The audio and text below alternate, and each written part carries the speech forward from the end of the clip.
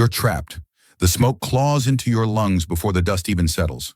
The proud walls you trusted, the towering shields of your city, are now shattered bones of stone, nothing but splinters under Mongol hooves. And out in the wasteland, the horizon is drowning under a sea of horsemen, banners snapping like whips in the wind, each marked with a symbol that now screams a single truth. You will not walk away alive. But death? Don't fool yourself. Death is not your worst nightmare here. The true curse is what follows if the Mongols decide not to spill your blood quickly. They could stretch your end into something so foul, so methodical, so poisoned with cruelty that you would beg them for the mercy of a sword through the chest. Surviving capture by the Mongols was never a blessing. It was the beginning of an agony worse than death. When the empire of Genghis Khan erupted like a storm across the 13th century, the world trembled, not only at their skill with bow and horse, but at the filth of their reputation. Villages didn't need to see a single rider. Whispers alone brought terror. Tales galloped ahead of them, faster than any stallion. And these were not empty ghost stories. They were truths etched in blood. Entire towns torn off the earth, maps rewritten with absence. Survivors turned into breathing warnings, their suffering carved into the skin of history itself. The Mongols did not wage war to simply win ground. They waged it to rot the mind of resistance before it even stirred. Their cruelty was a poison spread like wildfire, bending cities to surrender before a single arrow was drawn. If you were captured, your body was no longer yours. It became a message written in pain for every trembling fool who might dare oppose them. The Mongols knew what tyrants, monsters, and devils have always known. Terror only blossoms when it is public. Their slaughter was never hidden in shadows. It was staged like a theater of nightmares. A city that refused to bow was not quietly punished. It was gutted before the eyes of all. Survivors might be forced to watch as their kin were executed by the thousands, their screams burned into memory. Others were spared, but not truly. Mutilated, ears hacked away, noses torn off, eyes gouged, then sent staggering to the next town as walking warnings. The Mongols did not just kill, they planted fear like a disease that marched ahead of them. One of their most revolting tricks was turning prisoners into shields of flesh. Captives chained together, driven at the walls of another city, defenders forced to watch their own people pushed forward under Mongol arrows. To strike back meant slaughtering your own. To resist meant staining your hands with the blood of family. That was the genius of their cruelty. They could twist survival itself into a weapon against you. But don't mistake this for chaos. Mongol punishment was not blind rage. It was sharp, deliberate, calculated to cut deeper than any blade. Pain was not enough. It had to speak. Every torment was chosen for the message it carried, and some of their methods, sickening in their simplicity, became legend. Death by trampling, for example. Captives stretched on the ground, horses driven over them. Not in a wild gallop, no. That would be mercy. The riders controlled their mounts with precision, hooves crunching ribs, snapping arms, grinding legs into pulp, always careful not to crush the skull too soon. They wanted time. They wanted you to feel your body crumble, bone by bone, breath by breath. Mongol law forbid the spilling of noble blood, so this method carried a bitter twist. If the victim was a lord, his body could be broken without a single drop of red spilling. It was killing without blood, a legal loophole soaked in agony. And still, this was only one flavor of their endless cruelty. The Mongols didn't only destroy your flesh, they dismantled your mind. Before executions, captives were starved, dehydrated, hollowed out until fear gnawed louder than hunger. They might force you to watch others tortured, hear the crunch of bones, the wet snap of rope, the gasps and shrieks echoing like music.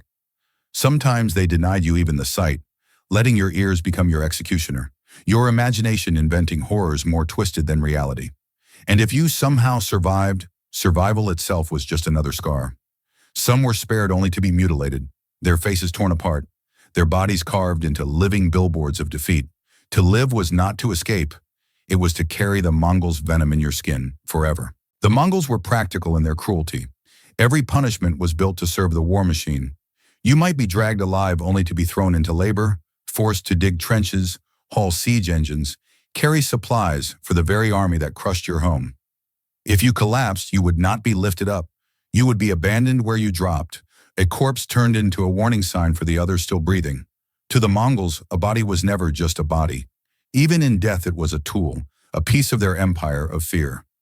One of their most infamous punishments was the strangling bowstring. Why? Because Mongol law spat on the spilling of noble blood. If you were high-born, if your veins carried rank, they found another way to silence you. A bowstring looped tight around the throat, pulled until breath was stolen. No blood, no stain, no mess. Just quiet suffocation while your eyes bulged and your face turned dark. It was efficient, it was clean, it was absolute. Others were not so fortunate. They were beaten with clubs, smashed with heavy sticks until ribs cracked, lungs filled with blood, and life leaked away. You didn't need a broken skull to die. A few cruelly chosen blows to your back or ribs could shut you down, slowly, choking on your own blood. Death came disguised as exhaustion, but death was not always the aim. Sometimes the Mongols didn't want your life. They wanted your shame. A captured commander was not killed instantly. He was paraded, filthy, tied, broken, forced to kneel before his own men and deliver surrender in the name of his captors. His humiliation was poison to their morale. His fall infected every soldier who once followed him, and once the Mongols wrung every drop of shame from his body, they discarded him, snapping his neck or cutting off his hair. Dignity erased, honor spat on. The end was always the same. The Mongols could stretch suffering into theater. When they needed to intimidate, they made torment an art. There are accounts of rebels sewn into raw hides of animals, oxen, horses, stitched into the flesh itself, and then left under the burning sun. As the skin dried, it shrank, crushing bones, choking veins, trapping the victim inside a shell of death. Man and beast fused into one rigid carcass. The symbolism was venom. You were devoured by the very animals the Mongols rode to conquest. Nothing about their cruelty was random. Every act was chosen like a surgeon cutting deep, but not to heal, to rot. They studied their enemies' beliefs and then shattered them. If your people believed that mutilation blocked you from the afterlife, then mutilation is what they gave you. Tendons cut, limbs hacked, corpses burned to ash. Not out of chaos, out of calculation. They stabbed directly at the soul. Fear of hell worked faster than any arrow. Many surrendered rather than face such a curse. And their foulest trick? Turning prisoners into unwilling weapons. Imagine it. Your city falls. You are bound, dragged among hundreds of other captives, and marched to the walls of another city that still dares resist. You are shoved forward, pushed as the first line of flesh, your body nothing but a shield for Mongol arrows. Behind you, their archers wait with bows drawn. Above you, defenders on the walls stare down, their hearts torn. To hit the Mongols, they must fire through you, their own kin, their own blood. Sometimes the Mongols placed nobles, priests, or family at the very front, twisting the knife even deeper. The choice was filth. Kill your own or open your gates. Either way, the Mongols had already won. If you were taken alive but not killed instantly, your punishment might be starvation. A crude pen, bodies packed tight, almost nothing to eat or drink. Guards strolled past chewing their rations, savoring every bite in your sight, letting the smell mock you while your stomach shriveled. They didn't need to finish you. Once you fell too weak to rise, disease or scavengers would do the work, and this too was a message. Every prisoner watching you collapse understood what the Mongols thought of them. Expendable, disposable, meat for the crows. And if they decided to use you before ending you, the work they gave was not survival. It was execution by labor. You might be ordered to drag siege towers into place while arrows rain down, or dig trenches with no cover, or carry supplies across rivers too deep to stand. These tasks were not designed to keep you alive. They were designed to drain you dry. The Mongols used you as a tool, then tossed you like trash.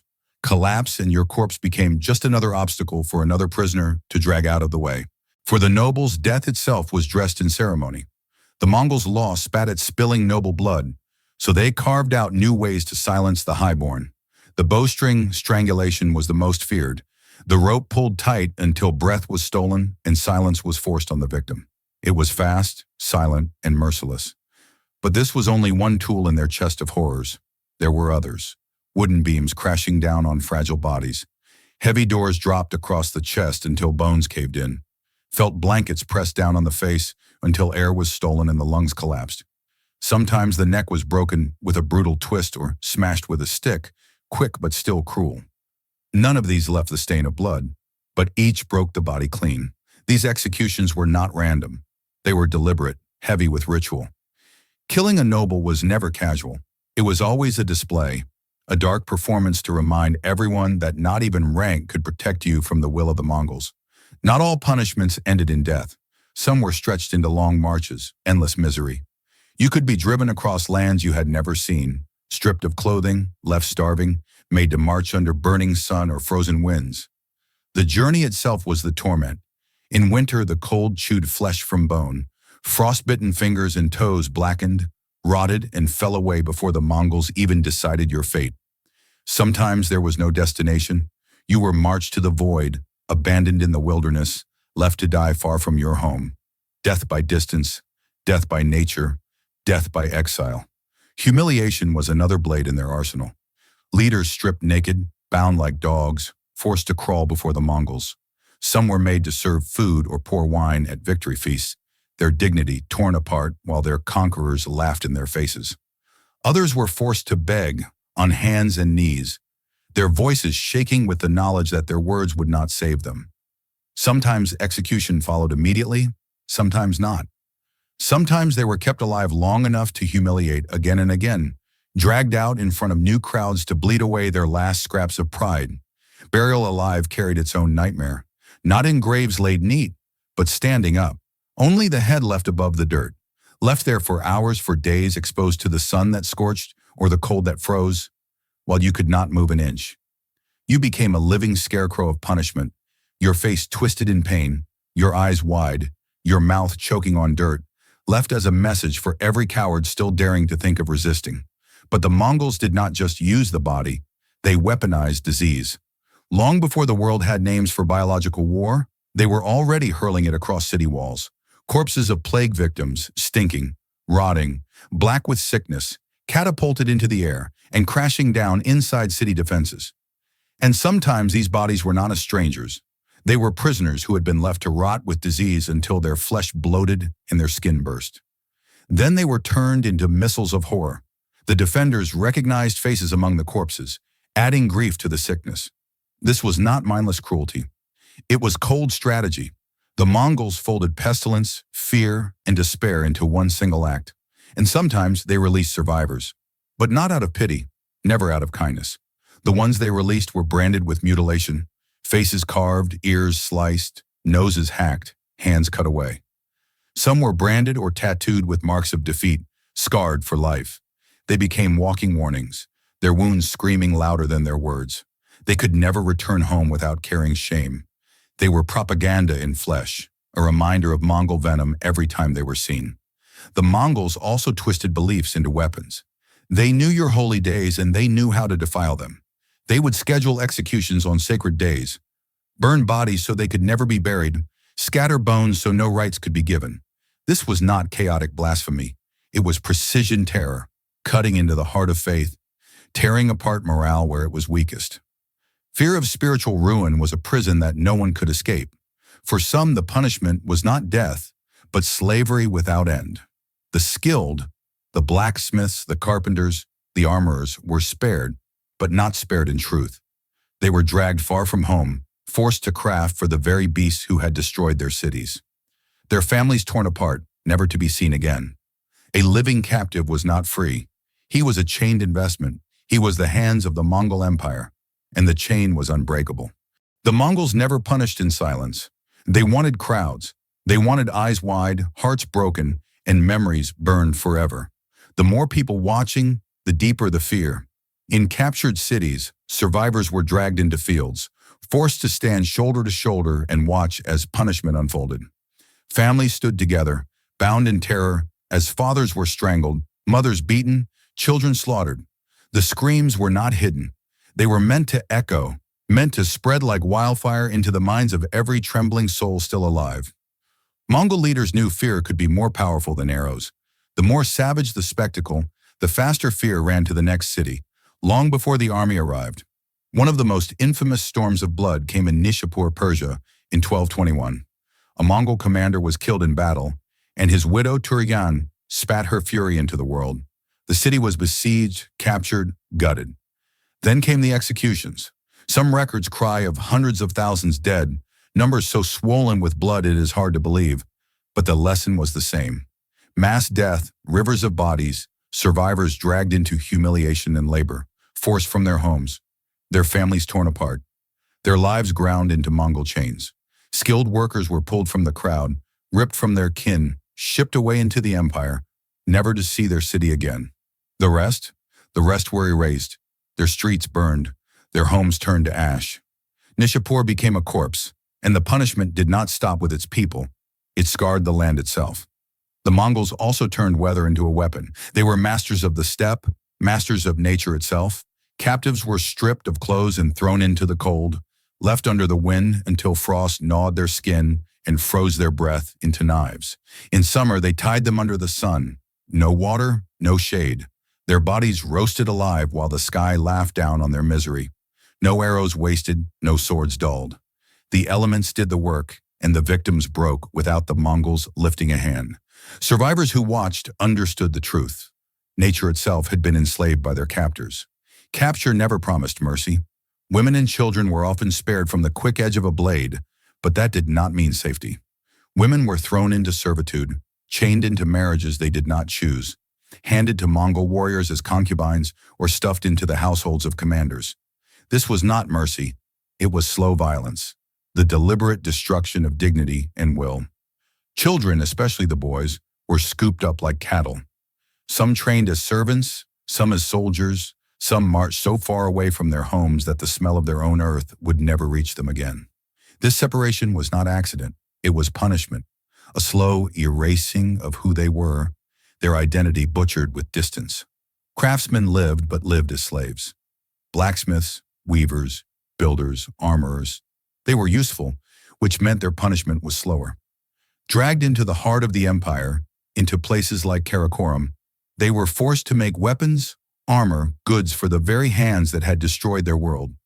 Escape was a joke. They were trapped among strangers, watched, chained by a language they could not speak, buried alive in service. Their skill became their prison, and their life became a slow sentence. The Mongols also punished entire groups at once. Populations were shattered like clay pots. Sometimes whole communities were uprooted and replanted in Mongol soil, scattered so far from each other that no rebellion could ever form again. This was not kindness. This was strategy. Survival was offered, but survival as nothing more than servants of the system. Captives were turned into bricks for the Mongol machine, broken down and reshaped until they had no power left. And sometimes the Mongols punished a whole city with a single act. Walls torn down, gates burned, marketplaces ripped apart. Survivors were left, but left with no freedom, every move watched. Leaders replaced by Mongol dogs, every breath under command. The city became a slave, a monument to conquest, a reminder carved into stone that resistance was suicide. And the punishment wasn't just flesh and bone, it was spirit. Temples destroyed, sacred books burned, traditions outlawed, elders executed, culture severed at the root, the memory of resistance erased in weeks. You might live, yes, but your world would be gone. The Mongols were patient with their cruelty. Sometimes they let captives live long enough to choke on grief, to watch their homes burn and their families die, before granting them the noose of death. Misery was stretched out, twisted, and savored. By the time execution came, the Mongols had already drained the victim of everything: tears, hope, and will. They had taken labor from their body, terror from their screams, and shame from their eyes. The final strike was just the closing act of a performance already finished. What made Mongol punishment so poisonous was that it was not chaos, it was a machine. Every lash, every mutilation, every starvation was deliberate. It was a system built to choke resistance, to milk captives dry, to remake entire populations into clay under Mongol hands. Their cruelty was efficient, sharp, and exact. That was why their empire spread like a plague. Being captured by the Mongols was never the end. It was the start of a slower kind of destruction. Their code, the yasa, was not some neat book of laws. It was a web, a set of rules burned into the empire itself. It ruled everything, from the way they traded to the way they killed. Above all, it demanded loyalty to the Khan. Disobedience, desertion, theft, hesitation. Every offense carried the same poison-tipped punishment, death. And for captives, this meant your life was not decided by you. Your fate swung on the needs of the Mongols. If your death was useful, you were butchered quickly. If your survival served them, you lived, but only on their leash, only on their terms. Not every punishment ended in death. Some were carved into the skin, leaving the victim alive but broken forever. Tendons cut, legs ruined so you would never walk like a man again. Hands or fingers hacked away so you could never work or fight. Faces slashed and scarred, turned into masks of shame. In some regions, they pressed hot iron to flesh, branding you, marking you. It was not only pain, it was labeling. You were forced to carry your defeat carved into your skin until your last breath. You became a walking warning. Your body turned into Mongol propaganda. During the invasion of the Jin dynasty, the city of Qiang fell under Mongol siege. They did not simply sack and leave. They harvested it. Prisoners were taken in swarms. The skilled artisans were picked out like tools, dragged away to work for the empire. Many others were strangled with bowstrings, their noble blood left unspilled. Some were spared, but not spared in truth. They were chained and made to serve as overseers for their own ruined city under Mongol control. Punishment here was not just vengeance, it was reordering, the reshaping of society itself. The invasion of the Rus told the same story in even darker shades. When Ryazan fell in 1237, chronicles spoke of complete ruin. Churches were torched, their bells melted into silence. Mass killings filled the streets with blood, and the survivors were chained and dragged eastward, deep into the steppe. Many never returned. Some were forced into Mongol campaigns against their own neighbors, made to bleed for the same hand that had murdered their kin. Their homes gone, their faiths broken, they marched as slaves in Mongol armies, tools of destruction against their own world. Surrender was no guarantee. Sometimes bending the knee too late meant nothing. If the Khan demanded it, if your city had once resisted or insulted them, your fate was already sealed. Leaders might be spared, but spared only to watch their people executed. Other times, only artisans, traders, or those with skills were saved, while the rest were butchered or enslaved. Mercy was an illusion. The Mongols valued only usefulness, not humanity. Executions of the highborn were not sloppy killings.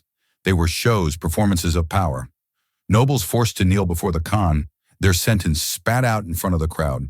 Then the bowstring was drawn, pulled until the face darkened, until the body crumpled. No blood spilled, only silence.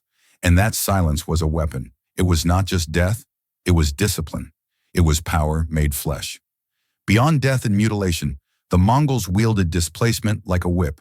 Whole communities were torn from their homes and replanted into strange lands. This shattered resistance. It broke the spine of unity. Skilled workers were moved where the empire needed them, while their families were scattered across the winds. For the displaced, this was no second chance. It was a life sentence. Their children grew up speaking tongues not their own, kneeling to customs not theirs, swallowed whole by a culture of conquest. The Mongols rarely had to punish a place twice. Once the terror had sunk its teeth, it stayed for generations. A city that had seen its fathers strangled, its mothers mutilated, its children dragged away, carried that memory like a scar that never healed. The fear spread faster than riders. Chroniclers from Europe to the Middle East filled their pages with stories of Mongol cruelty, and those stories traveled like poisoned arrows, piercing minds long before the armies arrived. Towns surrendered at the first sight of Mongol banners, not because they had seen the horrors themselves, but because they believed.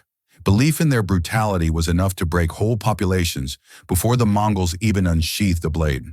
By the late 13th century, the empire had built not just an army, but a machine of the mind. Punishments were not accidents, they were tools. Torture, mutilation, execution, each was part of a method, a strategy designed to choke out resistance before it could grow. Captives were not only prisoners, they were turned into labor, into weapons, into fear itself. Survivors carried scars that spoke louder than words. Their broken faces, their missing limbs, their hollow eyes told stories that spread like wildfire. Those stories became arrows in the Mongols' quiver, terror that struck without a single arrow loosed. The truth was poison. Survival under Mongol hands was not about luck. It was about value. If you were a soldier, a craftsman, a noble, you were weighed like cattle. Each role carried its own risk, but the poison at the root was always the same. If you resisted, you were cut down where you stood. If you surrendered, you lived, but as a pawn in their monstrous game. And if you were neither useful nor symbolic, you were nothing, expendable meat for the steppe. Punishment was not an exception. It was the law of their empire. To survive the battle was not to escape. It was to step into a slower, more controlled death. Captivity meant more than chains. It meant being torn apart piece by piece until there was nothing left of who you once were. Captured by the Mongols, you faced more than loss of freedom. You faced an empire that turned your very breath into a weapon against your own. They would break your body, erase your name, twist your survival into a message for others. You would be humiliated, mutilated, branded, scarred into a walking corpse that shouted warnings to anyone who dared think of defiance. The worst of it was that they did not need to kill you to win. Death was mercy, and mercy was rare. What they wanted was worse. They wanted you alive, broken, crawling on their leash. They wanted you breathing their terms, living in their shadow, your life a weapon in their hand. You became their tool, their warning, their puppet. Your survival was no triumph. It was your chains. This was the essence of Mongol power. A system of fear so sharp, so venomous, it ate into the bones of nations. They crushed not only cities but souls. They left not only ruins but living ghosts. And every punishment, every mutilation, every humiliation was carved into history with fire and blood. Resistance became a joke, a suicide. The Mongols did not just conquer land, they conquered the idea of hope itself. The Mongol legal code, the Yasa, was not carved in neat books, but it ruled like iron. It dictated trade, war, life, and death. Its poison cut into every part of the empire. Loyalty to the Khan stood above all else. Betray him, desert your duty, steal from the army, hesitate in carrying out an order, and death was your sentence. For captives, this meant your fate was chained to the empire's needs. If your death made a sharper message, you were killed on the spot. If your survival could be milked for labor, fear, or humiliation, you were kept alive, but only on Mongol terms. Your body was never yours. It was theirs to use and discard. Not every punishment ended with your corpse in the dirt. Sometimes they carved their message into your body while you still breathed. Tendons slashed so your legs dragged uselessly, turning you into a cripple for life. Fingers severed, hands hacked away so you could never fight again, never work again, never live as you once had. Faces ruined, eyes gouged, noses hacked, scars burning into your skin so the world would always know you were defeated. In some places, irons were heated until they glowed, pressed into your flesh, branding you like cattle. This was not only cruelty, it was a label. You were forced to carry your shame carved into your body until death. You became a living sign, a walking ghost, a reminder of Mongol domination wherever you went. When the Jin dynasty was crushed, the city of Qiang did not simply fall, it was harvested. The Mongols took prisoners in swarms. The skilled were plucked from the masses, torn from their homes, forced into relocation. Others were strangled with bowstrings, their noble blood left unspilled, their bodies crumpled in silence. The rest were ground into labor, forced to carry supplies for the next Mongol war. Historical records bleed with these accounts. Officials strangled, artisans enslaved, survivors chained into managing their own city under Mongol rule.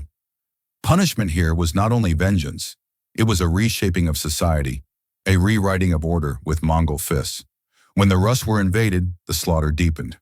Ryazan fell in 1237, and the chronicles spoke of hell. The city was gutted, its churches burned into ash, its people butchered in heaps. Survivors were shackled, dragged east, lost forever in the belly of the steppe. Some were forced into Mongol campaigns, made to march against their own neighbors, their swords dripping with the blood of their own world. They became soldiers for the empire that had murdered their kin. Their faiths broken, their homes destroyed, they were tools, nothing more. Surrender did not always buy life. Too late, and your submission was useless. If the Khan's word was death, then death was all you got. Sometimes leaders were spared, but spared only to choke on the sight of their people executed in heaps before their eyes. In other cases, a few artisans or merchants were pulled from the slaughter, while the rest of the city was erased. The lesson was always the same. The Mongols valued use, not mercy. Executions of nobles were made into spectacles. The highborn were dragged before the Khan, forced to kneel, their sentence spat in their face. The bowstring was looped tight, pulled until their bodies twitched and their faces darkened. No blood spilled, only silence. And that silence was heavier than screams. It was discipline, power, and control turned into a performance. But the Mongols' punishment stretched beyond blood and bone. They uprooted entire populations, scattering them across foreign lands. This shattered bonds, broke communities, smothered rebellion. Skilled workers were shoved into places where their hands were needed, while their families were scattered to the winds. It was a life sentence. Their children grew up in foreign tongues, kneeling to foreign customs. Their identity dissolved under Mongol rule. This was why Mongol punishment was so effective. It was not just brutality, it was memory. A single act of horror carried across generations. Once a city saw the truth, once it bled under their cruelty, the story lingered like a curse. Other towns surrendered before the Mongols even arrived, their fear fed by whispers that were sharper than arrows. By the end, the empire had built not just armies, but a weapon of the mind. Punishments were not madness, they were method. Captives were turned into slaves, into labor, into messages of fear. Survivors carried scars that spoke louder than voices. Their stories traveled, spreading terror farther than any writer. The truth was carved into the bones of history. Under Mongol rule, survival was no mercy. It was a slower death, stretched across years, a death of dignity, identity, and hope. The Mongols did not need to kill you to win. They only needed to make you live on their terms, broken, silenced, and chained.